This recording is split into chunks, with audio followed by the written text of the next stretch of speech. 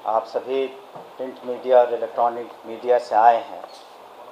आप लोगों का आज बुलाने का कारण और वजह यह है कि कई दिनों से ये सवाल उठ रहे थे कि शांतरण नीति जो ट्रांसफ़र पॉलिसी है शिक्षा विभाग की क्या होगी। तो इस पर हम लोगों ने काफ़ी व्यापक विचार विमर्श किया। जो शिक्षकों ने अपने पिटिशन्स दिए, जो जनप्रतिनिधि हैं, उन लोगों से हम लोगों ने वार्ता की और ज़िलों में हम लोग जब भ्रमण के लिए गए, हम भी गए, हमारे पदाधिकारी गए, तो उस वक्त हमें जो फीडबैक मिला, तो कुल मिलाकर के हम लोगों ने उसके बाद एक पॉलिसी बनाई और पॉलिसी को यथासंभव हम लोगों ने बहुत ही उदार रखने का काम किया है, ताकि जो भी शिक्षक हैं हमारे, उन्हें कम से कम कठिनाइयों का सामना करना पड़े और जो भी पॉलिसी बनती है उससे सरकार का मत है, हमारे माननीय मुख्यमंत्री नीतीश कुमार जी का मत है कि इस पॉलिसी में अधिक से अधिक लोग संतुष्ट रहें। और हम समझते हैं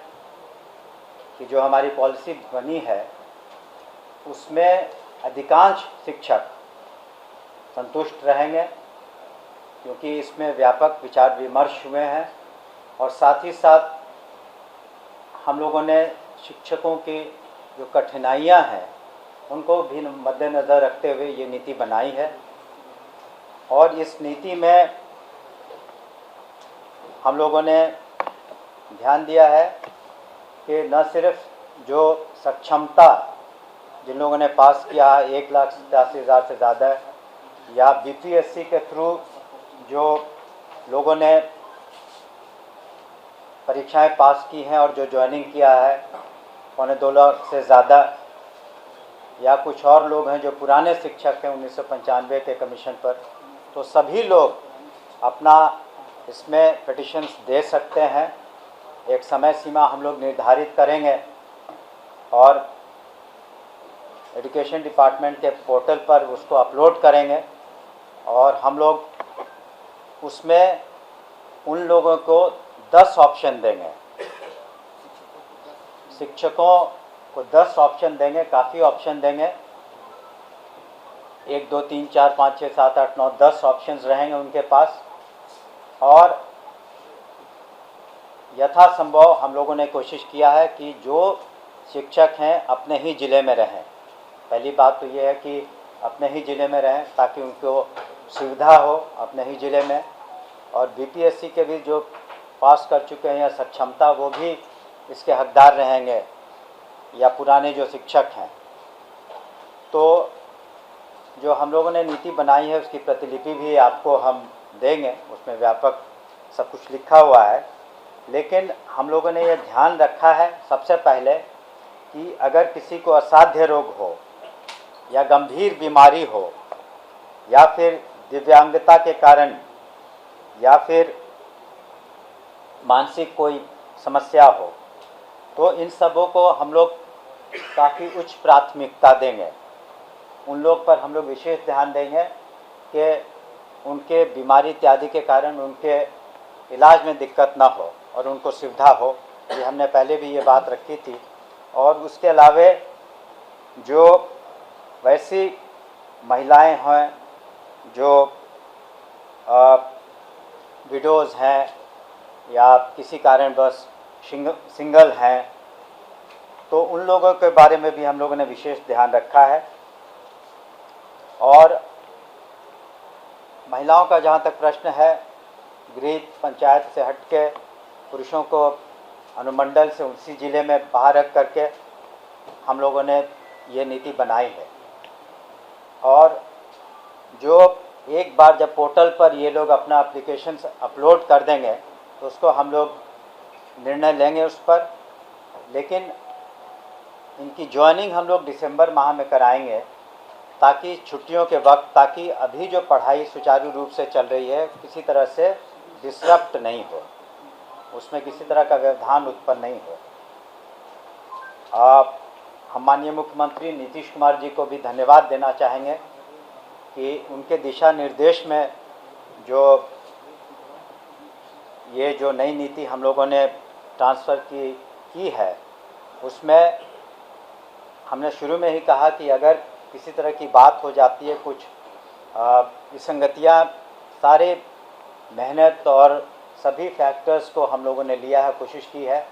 तो अगर कहीं न खुदा न खास्ते अगर कुछ कमी कहीं रह गई, तो इसी कारण इसका निराकरण करने के लिए हम लोगों ने पहले जिला स्तर पर डिस्ट्रिक्ट मजिस्ट्रेट के लीडरशिप में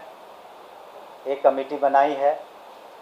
कि वहाँ जिला स्तर पर इसका निराकरण हो सके, या फिर डिविजनल कमिश्नर के लेवल पर भी हम लोगों ने कमेटी बनाई है।